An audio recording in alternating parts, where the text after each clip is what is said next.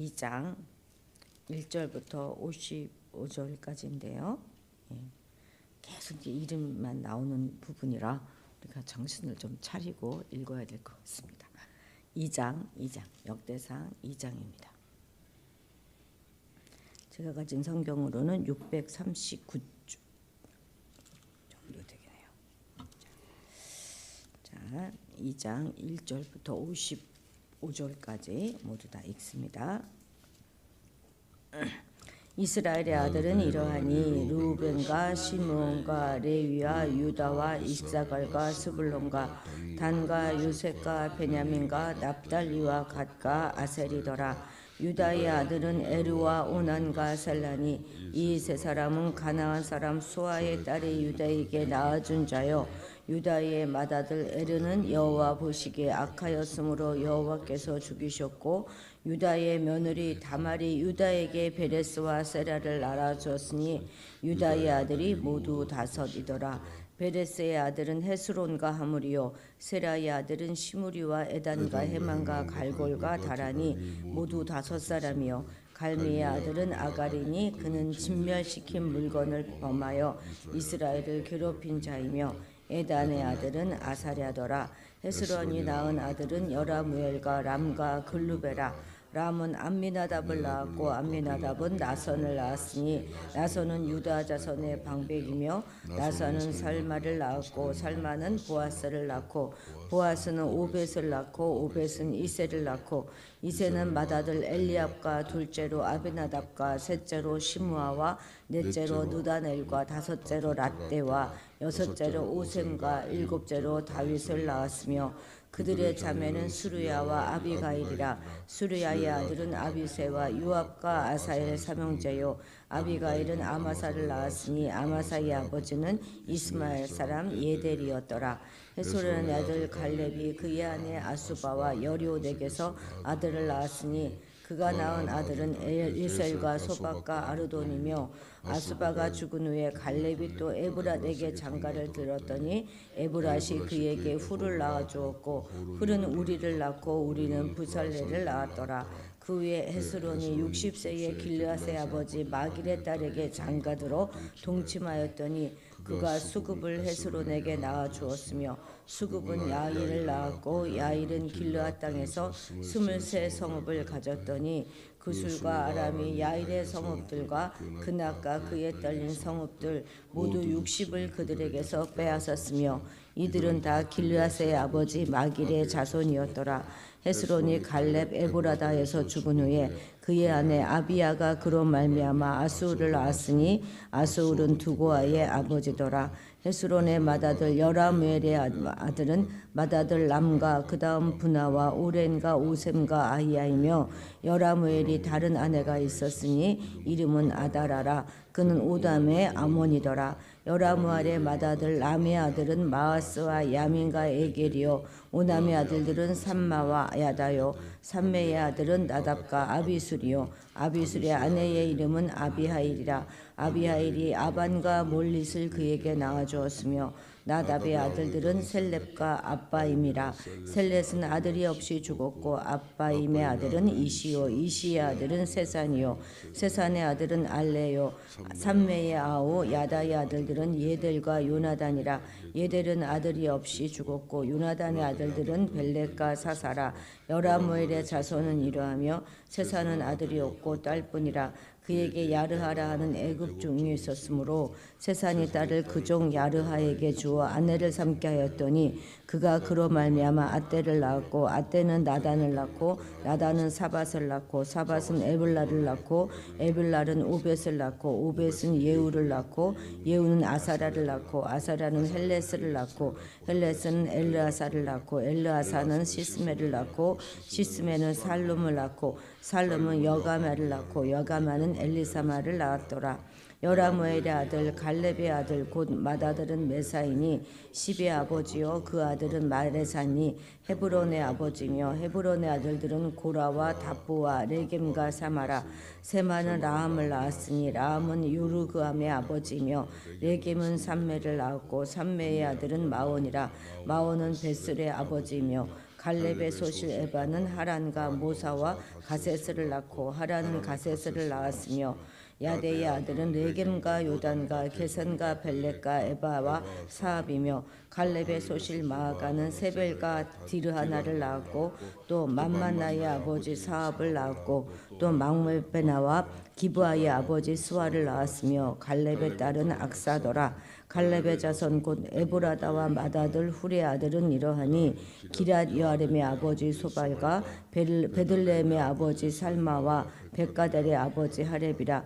기랏 여아림의 아버지 소발의 자손은 하로에와 무누톳 사람의 절반이니 기랏 여아림 족속들은 이델 족속과 붓 족속과 수마 족속과 미스라 족속이라. 이로 말미암아 소라와 에스다올 두 종족이 나왔으며 살마의 자손들은 베들레헴과 느도바 종족과 아다롯벳 요압과 마하낫 종족의 절반과 소로 종족과 야베스에 살던 서기관 종족 곧 디랏 종족과 시므앗 종족과 수갓 종족이니 이는 다 레갑 가문의 조산 함맛에게서 나온 겐 족속이더라.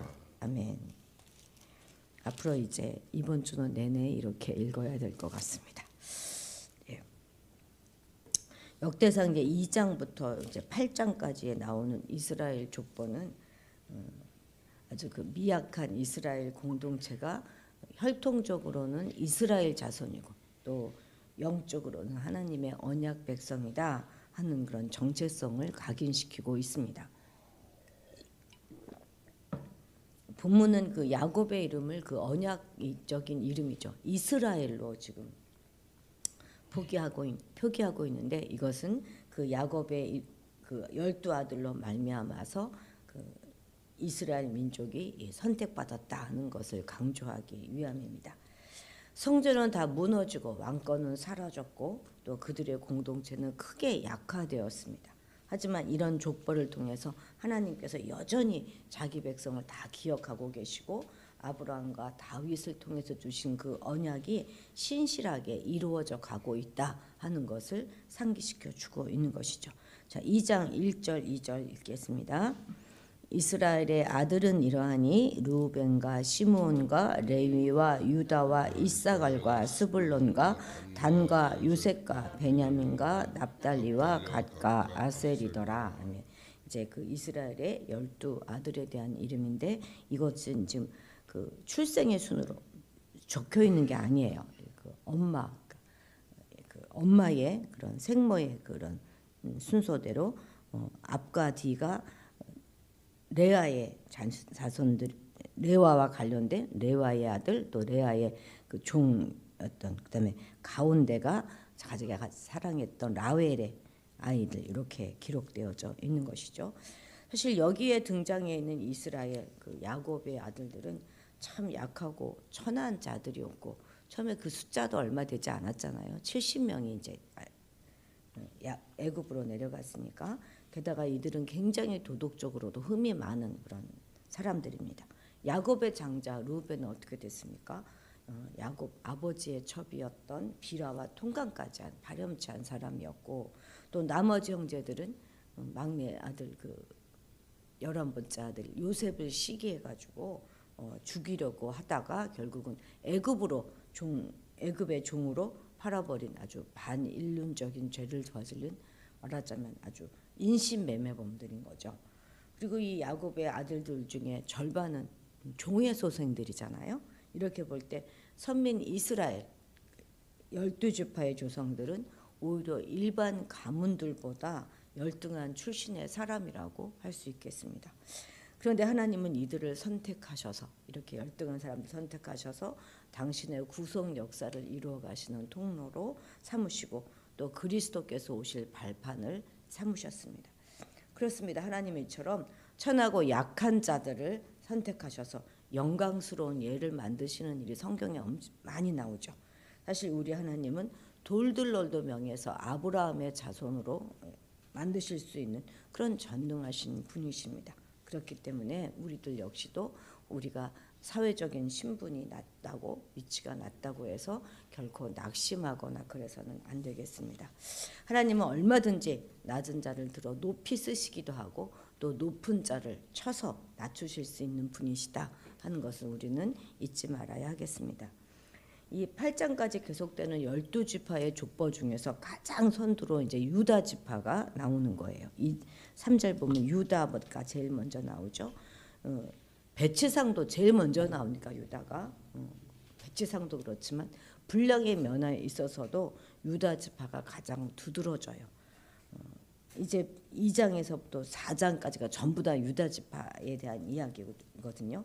장남이 아님에도 불구하고 이렇게 가장 많은 분량을 차지하고 있습니다. 역대기 기자는 그러니까 유다 지파를 굉장히 강조하고 그 유다 지파의 중심에 다윗 왕조를 두고 있는 것이죠. 자, 3절 4절 같이 읽어볼까요? 유다의 아들은 에르와 오난과 셀란이 이 세 사람은 가나안 사람 수아의 딸이 유다에게 낳아준 자요 유다의 맏아들 에르는 여호와 보시기에 악하였으므로 여호와께서 죽이셨고 유다의 며느리 다말이 유다에게 베레스와 셀라를 낳아 주었으니 그래서 유다의 아들이 모두 5이었더라. 사실 유다는요 우상 숭배에 굉장히 아주 깊이 젖어 있었던 가나안 여인을 아내로 택했어요. 그죠? 그래서 가나안 사람 수아의 딸을 먼저 택했잖아요. 그래서 그리고 그 두 아들이 하나님 앞에서 범죄하여 죽임을 당할 정도로 가정 교육에 있어서도 실패했던 인물입니다. 뿐만 아니라 그 자신은 비록 원해서 자신이 원한 것은 아니지만 부주의함과 정욕을 자제하지 못해서 자신의 며느리 다말과 동침했잖아요. 그래서 아들을 베레스와 셀라를 낳는 등 그야말로 인간적으로 보면 아주 결점이 아주 많은 그런 인물입니다. 물론 유다는 나중에 형제들의 손에 살해당할 위기에 처해있던 그 요셉을 구하기 위해서 막 형제를 설득하기도 하고 훗날 베냐민의 구원을 위해서 자신의 생명을 담보로 내놓기도 했었습니다.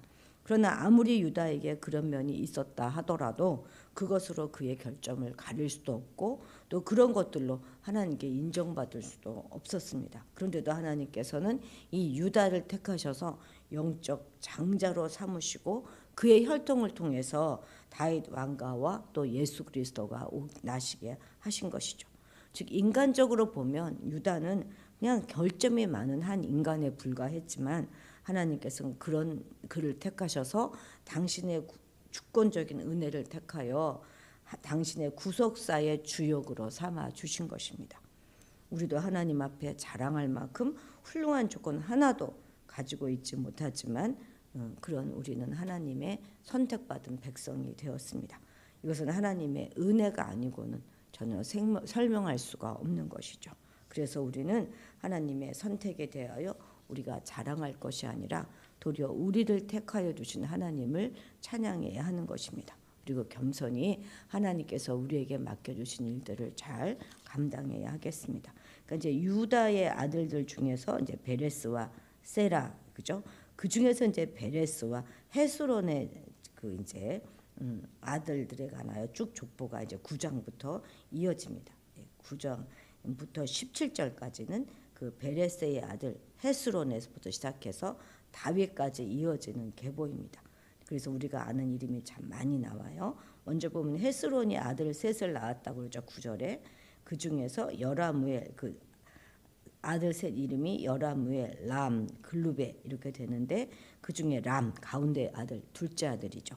람에게서 쭉 연결되어서 이제 다윗의 족보로 이어지는 것입니다. 자, 한번 10절 한번 읽어볼까요? 헤스론의 아들 이제 셋 여라무엘과 람과 글루베인데 10절 시작. 람은 암미나답을 낳았고 암미나답은 나손을 낳았고 나손은 유다 자손의 방백이며 그리고 이제 12절에 가면 보아스는 오벳을 낳고 오벳은 이세를 낳고 그다음에 쭉 해서 이제 다윗까지 나가는 것이죠.